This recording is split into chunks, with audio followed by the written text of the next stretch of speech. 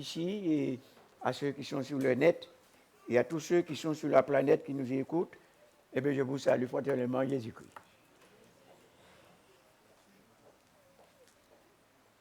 Ce matin, je vais vous présenter, commencer à vous présenter le message du 7e ange dont je suis le rapporteur. Il y a eu 7 églises et nous sommes la dernière.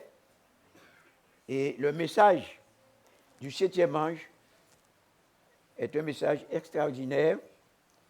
Et c'est pourquoi que ce matin et demain soir, nous allons naviguer au ciel. C'est un message qui nous concerne tous parce que l'heure est venue pour que Dieu nous révèle ce qui se passe dans le ciel et ce qui va se passer sur la terre. Prions ensemble.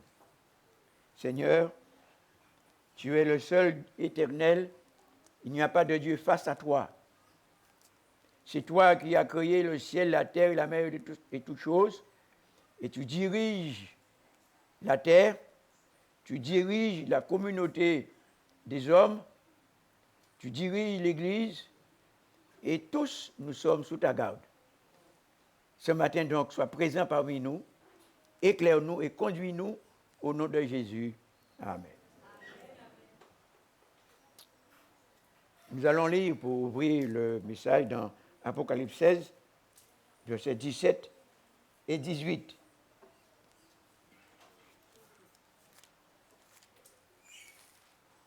Apocalypse 16, 17 et 18. Le 7e ange versa sa coupe dans l'air, et il sortit du temple, du trône, une voix qui disait « C'en est fait ». Et il y eut des éclairs, des voix, des tonnerres et un grand tremblement de terre, tel qu'il n'y en a jamais eu depuis que l'homme est sur la terre, un aussi grand tremblement de terre. Alors, la dernière fois qu'on a eu un cyclone, le vent était à 300 km à l'heure, mais ce n'est que le commencement. Parce qu'il est dit ici, nous aurons à faire face à un tremblement de terre qui n'a jamais été ressenti depuis la création. Mais ce que je retiens ce matin en particulier, sur lequel je vais attirer votre attention, c'est le sans effet. Il est dit ici, le 7e ange, dont je suis le représentant, se met debout et il dit sans effet. Qu'est-ce que ça veut dire sans effet? On va aller dans Apocalypse 8. Lisons Apocalypse 8.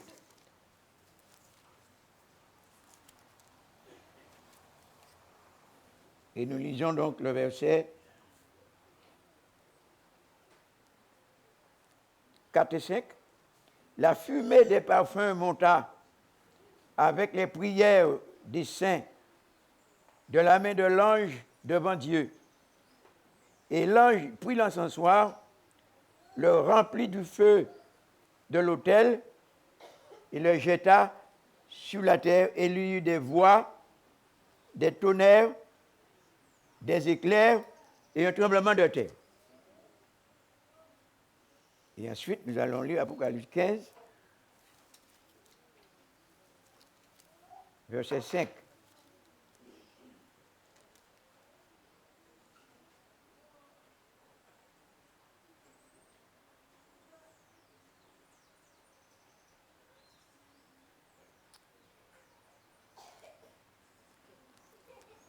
Je lis, verset 5.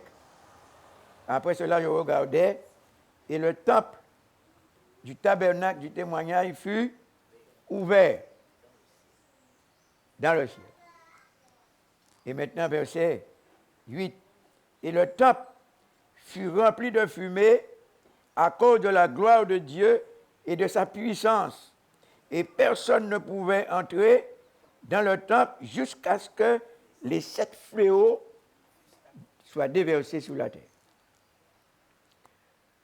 Demain soir, je vais vous révéler ce qui doit se passer après la fermeture. C'est le message le plus terrible que vous entendrez depuis la mort des apôtres. De sorte que le 7e ange, il nous dit ici, après le sang des faits,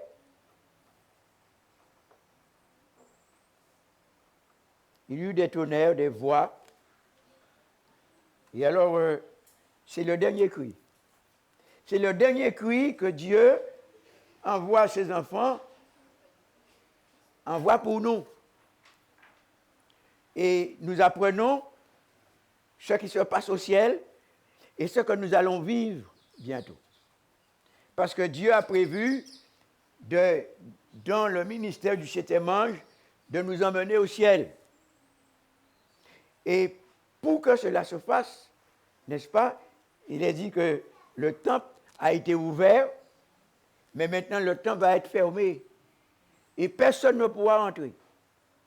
C'est la fermeture de la grâce. Il n'y a plus de grâce. Et c'est ce que notre génération va vivre. Et ceux qui seront trouvés fidèles, ceux qui auront lavé leurs robes, ceux qui auront pris position pour Jésus, ceux qui auront l'audace d'affronter le monde et qui auront lavé leurs robes, Jésus va nous emmener avec lui au ciel. Je vous dis que, en tant que représentant de l'action du 7e ange, Dieu va nous conférer une autorité supérieure à l'autorité qu'il avait donnée à Moïse lorsqu'il a envoyé Moïse chercher Israël en Égypte. Moïse avait une autorité devant Pharaon, une autorité devant toute la nation, parce que Dieu lui avait dit, va chercher mon peuple en Égypte et ramène-le à la maison. Et Moïse a été doté d'une autorité extraordinaire. Et Pharaon, qui était le roi le plus puissant à l'époque, était obligé de se courber devant Moïse à cause de son autorité. Mais je dois vous dire que l'autorité que Dieu nous confère aujourd'hui dépasse l'autorité de Moïse. Parce que Moïse avait la responsabilité de sortir plus de 2 millions de personnes en Égypte pour l'emmener dans la Canaan terrestre. Mais aujourd'hui, nous sommes chargés de conduire 8 milliards de personnes devant la face de Dieu. C'est pourquoi que l'autorité que Dieu nous confère aujourd'hui dépasse l'autorité de Moïse et nous sommes sous l'autorité de Jésus, le roi des rois. Et nous sommes chargés, et je le dis à vous ici présents, et je m'adresse à toute l'humanité, à tous les rois de la terre, à tous les grands juges, à tous les hommes puissants pour leur dire que l'Éternel nous a ordonné d'amener dans la patrie céleste l'ensemble de la population mondiale, les 8 milliards, doivent entendre que maintenant nous avons reçu l'autorité pour conduire ceux qui ont lavé leur robe de la patrie céleste.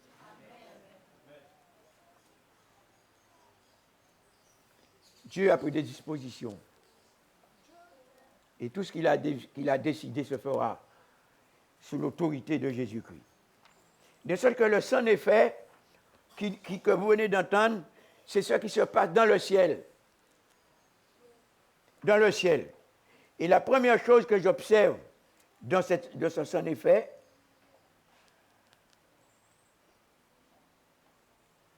il est dit que le 7e ange versa sa coupe dans l'air. Dans l'air.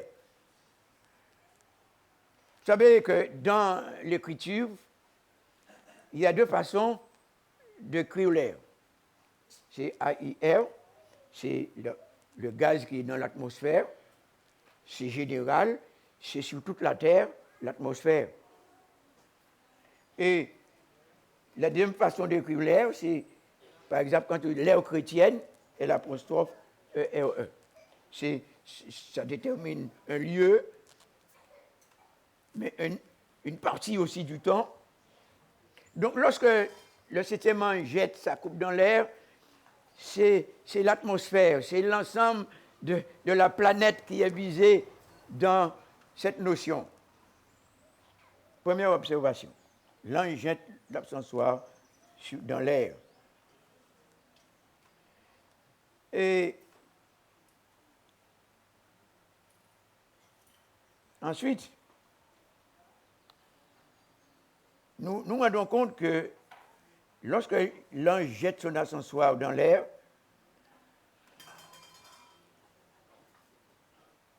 il y a une autre chose qui se passe pour notre génération. Le septième ange, si le dernier ange, il n'y en aura pas d'autre après.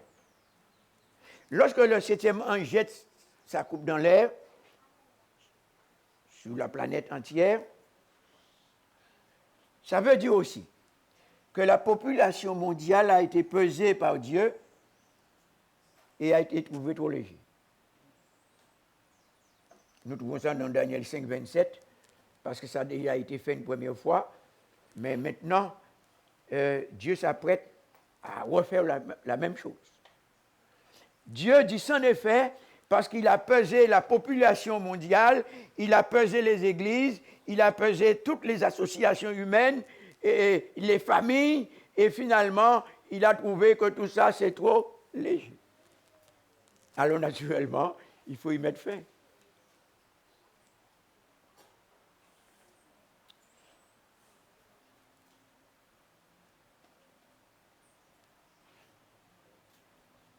Dans Apocalypse, chapitre 13, nous avons des gens qui adorent le dragon,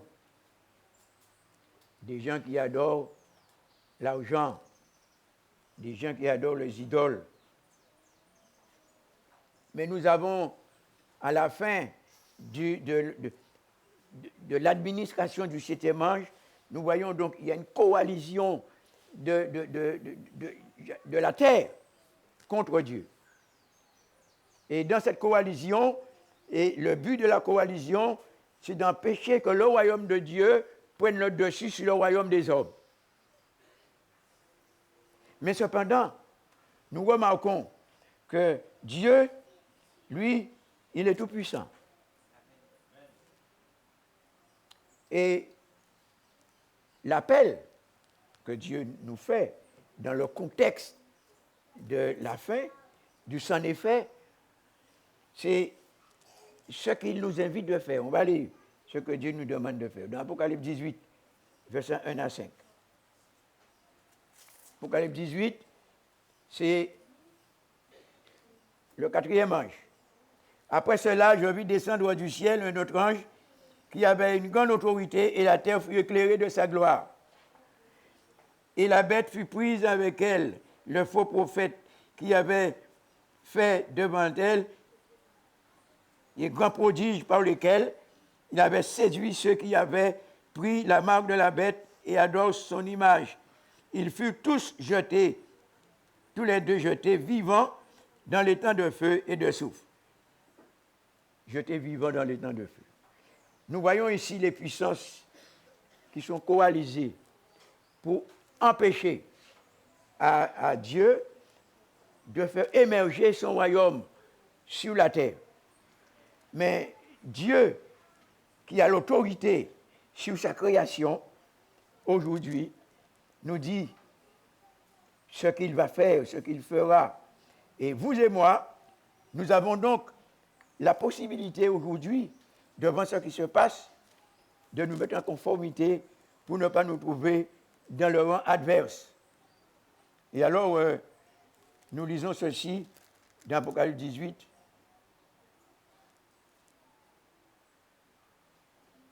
C'est à partir du verset 2.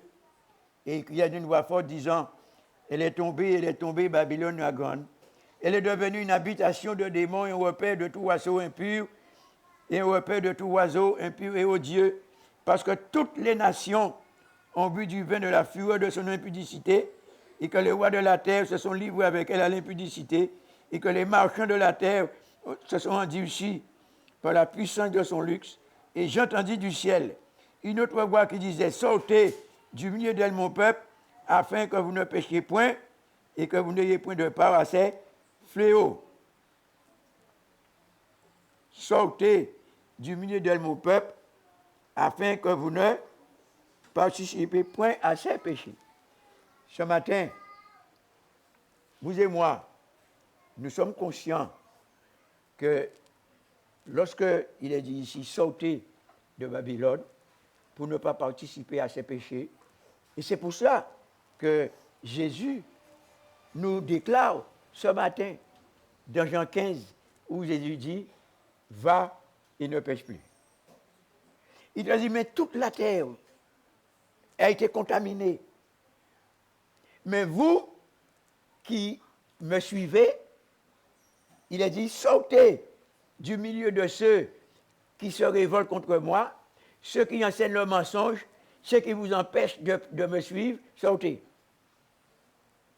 Sortez, afin de ne pas participer à la conclusion.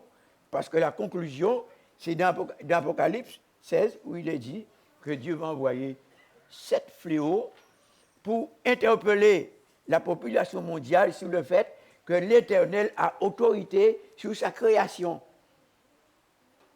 Vous savez que toutes les nations réunies ensemble sont comme une goutte d'eau devant Dieu. Je répète ça.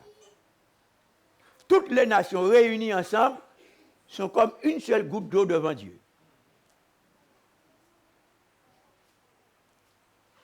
Et vous et moi, nous croyons qu'il n'y a pas de puissance devant la face de Dieu. Dieu peut arrêter et il le fera. Toutes les nations, comme il arrête un seul homme, il peut arrêter toutes les nations ensemble, comme s'il arrête un seul homme, par sa puissance. Et lorsque l'Éternel ici va dire sans effet, frères et sœurs, c'est fini. Le sans effet, c'est fini pour l'histoire de l'humanité. Et lorsqu'il est dit sans effet, dans Apocalypse 8, il est dit aussi que Jésus, qui est le souverain sacrificateur universel pour l'ensemble de toutes les nations, de toutes les églises, il va jeter l'encensoir sur la terre. Ça signifie que son ministère de pardon et de grâce est terminé.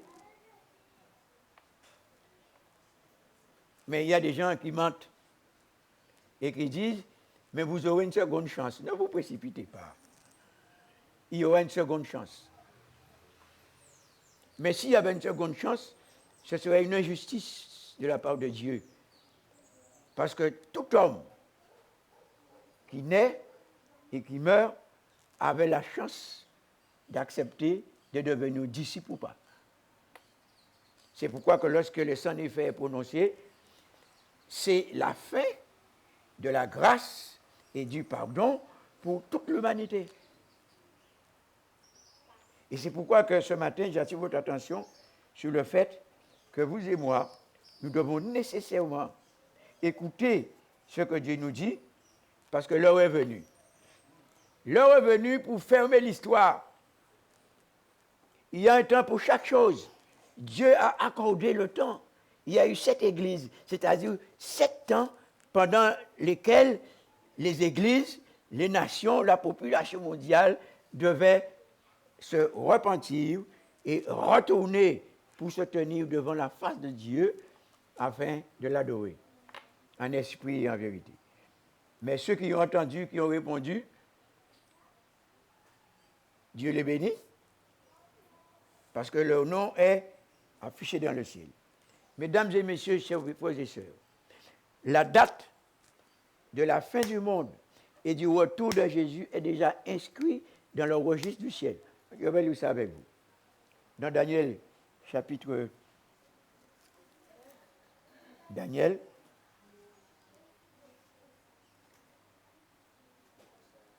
chapitre 11, verset 35. Daniel 11, verset 35. Je vais lire ça avec vous, Daniel 11, verset 35. Et voilà ce que nous lisons.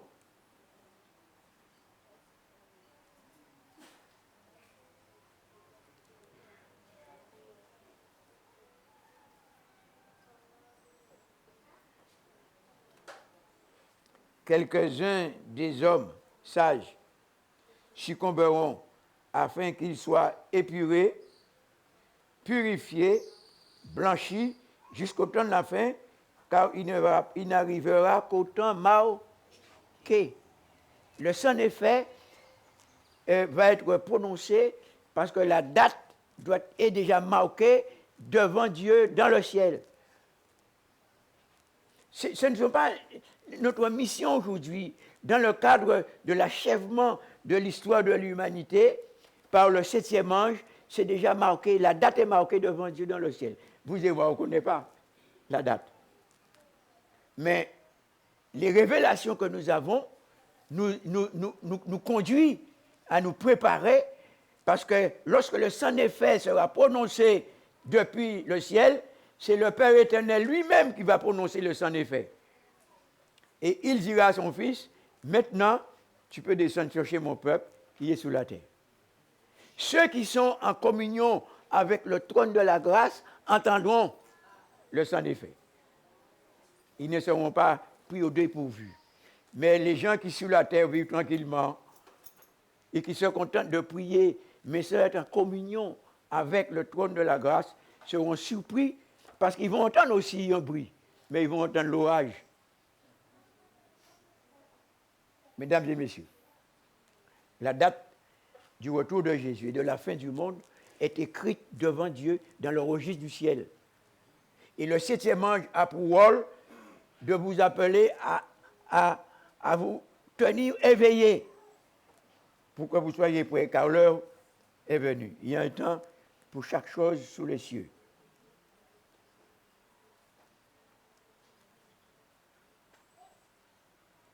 Dieu avait dit à Moïse, cette nuit, vous sortirez de l'Égypte.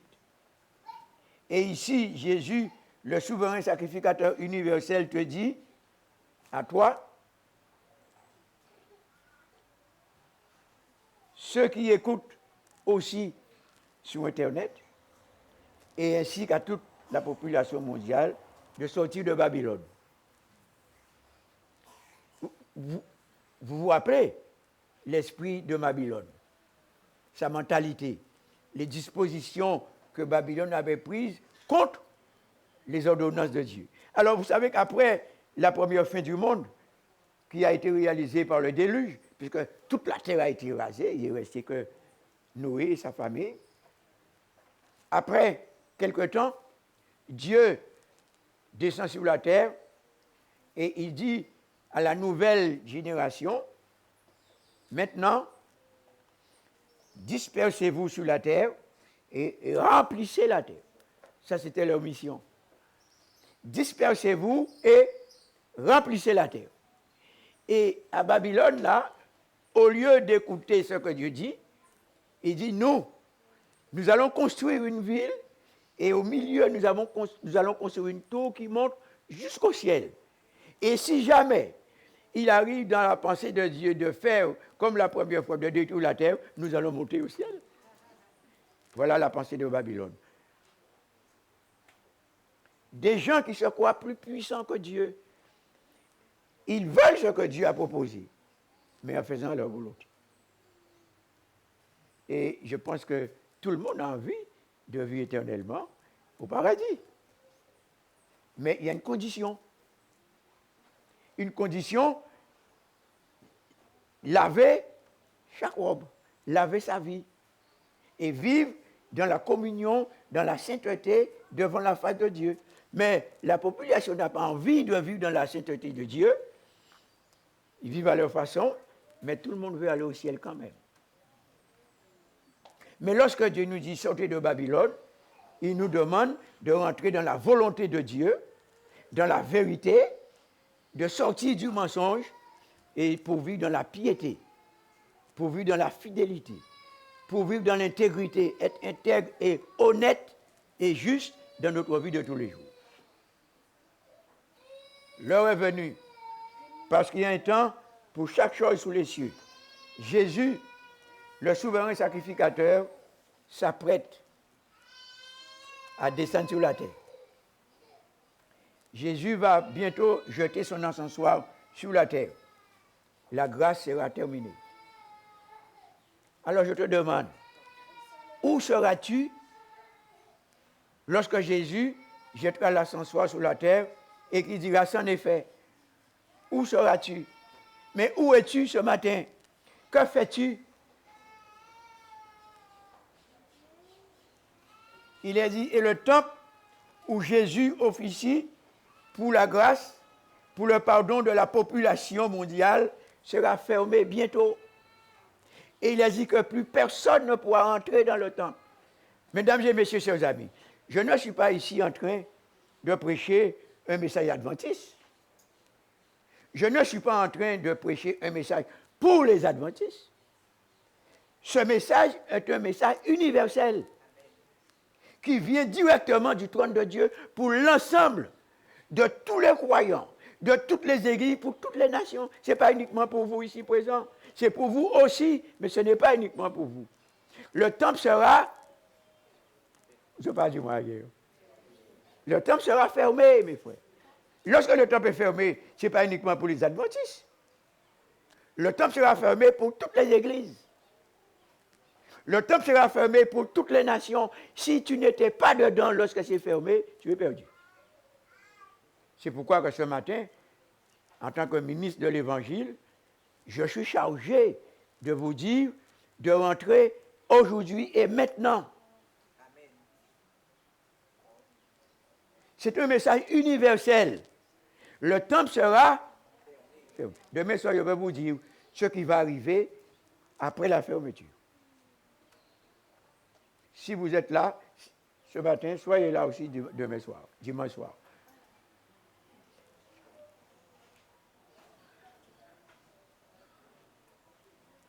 Voilà la demande de Dieu ce matin envers toi. C'est une demande simple. Et voilà la demande. Mon fils, donne-moi ton cœur et que tes yeux se plaisent dans mes voies. Il est évident que vous et moi, nos yeux sont saints et purs. Et c'est pourquoi que nos yeux ne doivent pas être employés pour regarder des choses qui ne sont pas pures. Nos yeux qui sont purs ne doivent pas être utilisés pour regarder des choses profanes, des choses qui vont nous détourner de nos yeux sur la patrie céleste. L'heure est venue. Il y a un temps pour toutes choses sur la terre. Jésus va apparaître bientôt. Jésus est le roi des rois. Jésus est le seul Dieu véritable. Mais vous comprenez que la mort de Jésus, pour vous et pour moi, c'est le sacrifice le plus sublime, le plus extraordinaire que l'humanité a connu. Lorsque nous voyons Jésus à Gethsémanée, frères et sœurs, mesdames et messieurs, Jésus qui est le Dieu qui a créé toute la race humaine. Et nous voyons Jésus, pour vous et pour moi, pour ses enfants, il est à Gethsémanée et Jésus, il prie et il crie et il demande à son Père d'intervenir parce que la coupe tremble dans sa main. Et moi-même, lorsque je lis ce qui nous attend, l'œuvre du 7e ange, je me demande est-ce que vous et moi, nous sommes conscients de ce qui se passe lorsque Jésus a son effet et que la porte du temple sera fermée pour tout le monde. Ceci s'est déjà produit une première fois, cette affaire de porte fermée. Dieu avait envoyé un message à Noé et il lui a dit, je veux détruire la population mondiale. Je veux détruire la population mondiale, avait dit à Noé. Et Dieu dit à Noé, construis une arche. Et tu vas rentrer dedans et tu seras sauvé. Et Noé a cru à la fin du monde à ce moment-là. Noé croyait que ce que Dieu a dit, c'est vrai. Et il a construit une arche. Il a mis au moins 120 ans. Et pendant qu'il construisait l'arche, il appelait la population mondiale à l'époque de le rejoindre et de rentrer dans l'arche avec lui. Mais les gens se moquaient de lui. Ils disent, mais Noé est fou. Je vous rappelle qu'à ce moment, il ne pleuvait pas sur la terre. Il n'y avait pas encore de pluie parce qu'il y avait une vapeur qui montait du sol et arrosait la surface de la terre. Et c'est ainsi que ça se passait. Et lorsque Noé vient, Il dit, mais Dieu m'a révélé que la pluie va tomber et l'eau va monter et toute la terre sera couverte. Il aura dit, mon Dieu, ils sont beaucoup fous. Et ils allaient demander aux scientifiques de l'époque. Et demandaient aux scientifiques, est-ce que ce que Noé dit, c'est vrai? Et vous connaissez les scientifiques?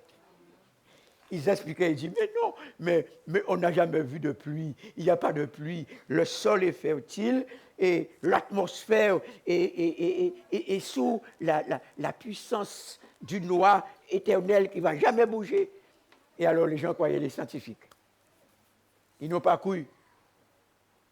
Et finalement, un jour, le ciel a changé de couleur et la pluie a commencé à tomber. C'était la première fois qu'il pleuvait sur la terre. Et c'est ainsi que la fin du monde est arrivée à l'époque. Toute la terre a été couverte d'eau. C'était la première fin du monde. Et maintenant, le 7e ange, dont je suis le représentant, nous révèle que Jésus nous dit, faites-moi la moisson. On ne fait pas la moisson pour nous. C'est Dieu qui demande de faire la moisson. Et la moisson, c'est la fin du monde. C'est ce que nous enseignons. Enfin, moi, non. C'est ce que Dieu nous révèle dans sa parole. Ce n'est pas une parole humaine. C'est une parole qui vient du ciel. Alors, c'est vrai qu'il y a des gens qui ont dit que Pasteur Mathieu, c'est un alarmiste. Mais, mesdames et messieurs, professeurs, je ne suis pas là pour alarmer quiconque. Mais je suis là en tant que pasteur de dire la vérité à vous ici présents, à ceux qui sont sur le net et à tous ceux qui sont sur la planète. Nous avons reçu l'ordre et la mission, comme Moïse, de ramener la population mondiale, 8 milliards de personnes, devant la face de Dieu, et tous ceux qui vont répondre seront sauvés. Seront sauvés. Seront sauvés. Et c'est pourquoi que ce matin, ici, je dis à vos oreilles ce que nous venons de lire, où il est dit, rassemble-moi mon peuple. Le peuple qui a fait alliance avec moi. Ce matin, vous avez vu le frère Bonus, il a pris la décision de faire alliance avec Jésus. C'est la meilleure décision qu'il aurait pu prendre. Il a pris cette décision à 80 ans, mais ce n'est pas trop tard. Lorsque j'étais pasteur dans une des communes de la Guadeloupe, il y a une dame qui a demandé le baptême, et c'est sa fille qui vient me voir, il dit, pasteur, maman veut être baptisée. Je dis, ah bon, et elle est où, ta maman, et elle a quel âge? Elle me dit que maman a 100 ans. Alors, j'ai été surpris. J'ai dit, comment? Une dame à 100 ans, c'est maintenant qu'elle veut être baptisée? Elle me dit, oui. Alors, je dis, mais écoute, je veux voir cette dame, moi-même, pour parler avec elle, pour savoir, est-ce que c'est vrai, c'est elle qui a pris cette décision, ou bien est-ce que c'est toi qui as fait pression sur elle pour l'amener à prendre une telle décision? Elle m'a dit, non, non, c'est pas moi. Alors, j'ai pris rendez-vous avec eux. J'ai été dans la maison pour parler avec cette dame, pour lui poser des questions, pour savoir, est-ce que c'est elle-même, même de sa propre volonté, à 100 ans, qui voulait être baptisée? Elle m'a dit, oui, c'est moi, c'est pas quelqu'un d'autre. Et elle a été baptisée. À 100 ans. Cette dame avait déjà entendu parler dans sa jeunesse de l'Évangile. Elle avait déjà entendu, elle savait que c'était la vérité. Mais elle n'a pas eu à l'époque suffisamment de courage pour prendre la décision au moment où elle était en pleine activité, dans toute sa force physique. Elle faisait ses affaires. Mais maintenant, à 100 ans, elle est assise dans la maison, elle a tout son temps pour réfléchir, pour entrer en elle-même. Mais heureusement, quand même, qu'elle a pris la décision à 100 ans. Le 7e ange a pour mission, avec une autorité sans égale, de ramener, et ça c'est ma mission. Je m'adresse à vous ici présents, je l'ai déjà dit, je m'adresse ici à l'ensemble de la planète, tous les rois de la terre, à tous les grands juges, jurisconsuls et autres. J'espère qu'ils entendent ce qui est dit ici, que Dieu rassemble son peuple devant sa face.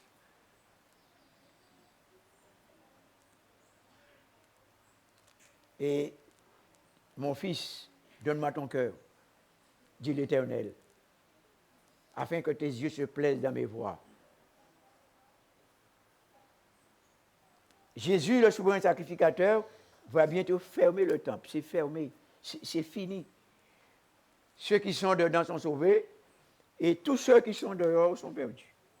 Vous comprenez que la charge de celui que Dieu a mandaté pour fermer le temple est considérable. Et des fois, je me dis, Seigneur, mais le message que tu donnes, est-ce qu'il faut le dire vraiment? Et ce matin, dans la sacristie, pendant que je finissais de réviser le message, j'ai effacé certaines parties que j'avais déjà écrites. J'ai dit, Seigneur, je ne vais pas dire ça au peuple parce qu'ils ne vont pas accepter ça. Je préfère ne pas dire, j'ai effacé. Alors, je ne sais pas ce que Dieu va me dire. Est-ce qu'il va me dire, Matthieu, mais pourquoi tu effaces le message? Mais, ce que je peux vous dire, c'est que dans Jean 15, verset 22, je vais lire ce verset avec vous. Dans Jean 15, verset 22,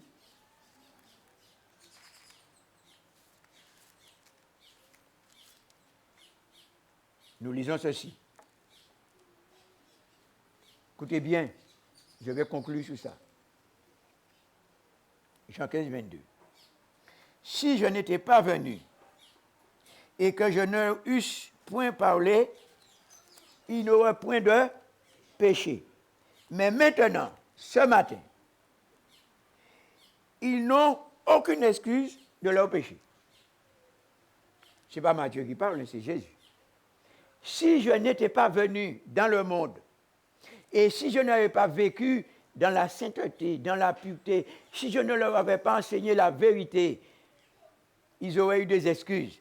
Mais parce que moi, Jésus, je suis venu, et que j'ai tout révélé, que j'ai tout expliqué, et que j'ai appelé, maintenant, vous n'aurez aucune excuse devant moi.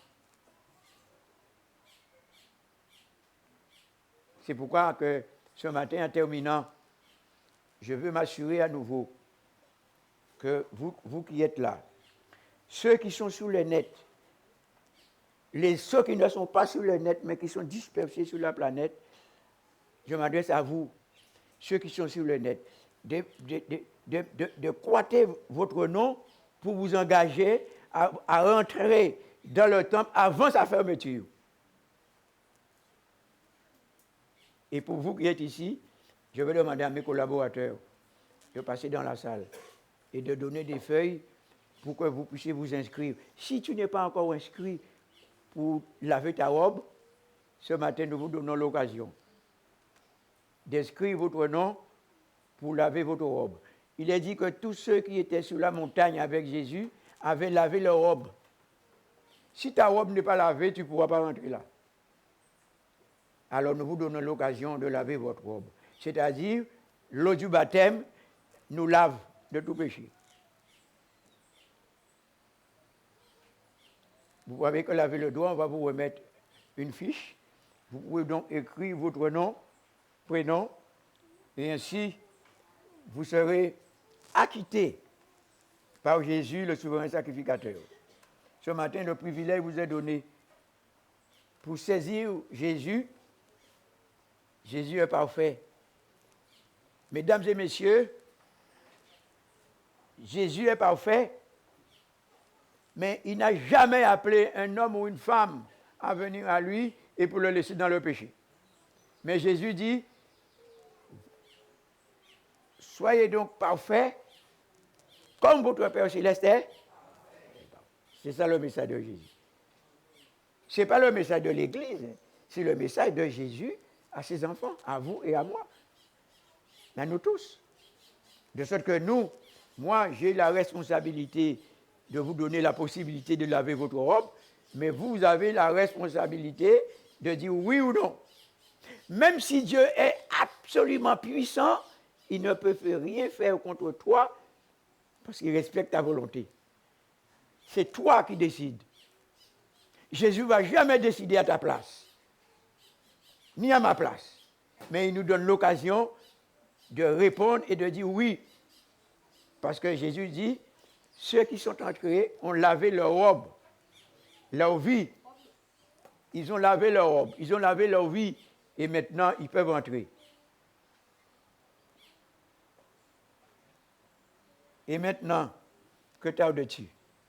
Il y a quelqu'un qui est là, qui n'a pas encore lavé sa robe, il peut lever son doigt et nous, on va vous donner la possibilité de laver votre robe. Dans Acte 22, verset 16, il est dit, et maintenant, que tardes-tu? Lève-toi et sois baptisé et lavé de tes péchés. Je voudrais terminer en disant ceci. Lorsque vous et moi, nous sommes lavés dans l'eau du baptême, mes frères, lorsque nous sommes lavés dans l'eau du baptême, nous sommes purifiés de tout péché. Jésus met le sang sur vous et sur moi, et c'est le sang de Jésus, à travers le baptême, qui nous lave du péché. Mais Jésus dit après,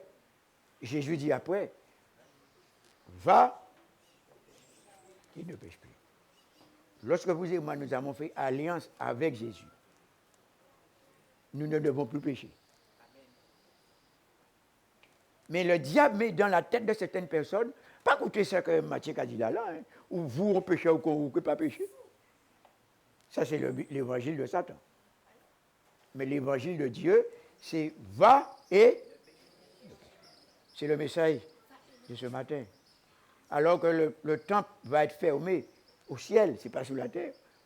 Alors que le temple va être fermé et que plus personne ne pourra plus entrer, ce matin, on vous a donné l'occasion. Pour ceux en tout cas qui n'ont pas encore lavé leur robe, vous pouvez entrer avant la fermeture définitive. Vous vous rappelez qu'au temps de Noé, l'arche est restée 7 derniers jours et la porte était ouverte. Et n'importe qui pouvait entrer. Mais personne n'est entré. Et la porte fut fermée. Et maintenant, le 7e ange, dont je suis chargé de présenter le message, nous a révélé ce matin. Bientôt, il sera dit, c'en est fait, et la porte du temple sera fermée. Plus personne ne pourra entrer. C'est pourquoi dans ces conférences, nous insistons de faire des appels afin que personne ne soit perdu. Et pour ceux qui sont déjà là, pour vous qui êtes déjà là, nous voulons que vous puissiez vous reconsacrer à Dieu. Nous voulons que vous puissiez rentrer dans une communion réelle avec Jésus pour que Dieu vous sanctifie, pour que vous soyez saints et totalement purs, que vous ayez une pensée, que vous ayez la pensée de Jésus, que vous puissiez rentrer dans le temple avant sa fermeture, et tous ceux qui vont rentrer par la foi dans le temple, et mes frères, j'aime ce message. Et je vais finir par cela. Parce que c'est la vérité que je vais vous dire, que vous connaissez de toute façon. Lorsque nous entrons dans le temple du ciel, dans le lieu très saint, et que nous rencontrons Jésus, c'est là le miracle des miracles. Jésus nous incorpore dans sa nature divine. Vous entendez ça? Jésus nous incorpore dans sa nature divine. Et là, Jésus inscrit à côté de notre nom dans le livre qui est dans le ciel. Il écrit ton nom, il écrit nos noms dans le livre. Celui-ci est mon fils. Celui-ci est mon fils. Ça veut dire que vous et moi, Dieu nous communique sa nature, nous communique sa pensée, sa sainteté, sa pureté, sa sanctification, et nous sommes comme les anges qui sont dans le ciel devant la face de Dieu. Que l'Éternel, ce matin, descende ici, nous visite les uns et les autres. Que tous ici, en sortant dans ce lieu, nous puissions dire avec Jésus, merci Seigneur, parce que tu as fait de moi ton fils bien-aimé, en qui tu as mis toute ton affection. Amen.